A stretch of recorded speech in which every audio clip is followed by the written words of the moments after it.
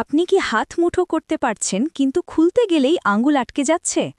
একটা চট শব্দ হয় তারপর হঠাৎ খুলে যায়। এটা সাধারণ ক্লান্তি নয়, এটা হতে পারে ট্রিগার ফিঙ্গার।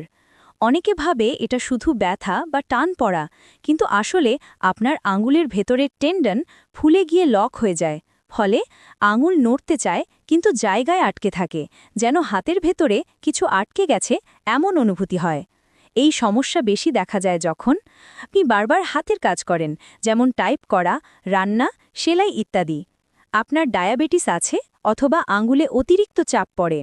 যদি দেখেন আঙুল খোলার সময় চট বা টক শব্দ হয়, সকালে ঘুম থেকে উঠে আঙুল বেশি আটকে থাকে, আঙুলের গোড়ায় ব্যথা বা ফুলে থাকা অনুভব করেন, তাহলে অবহেলা করবেন না।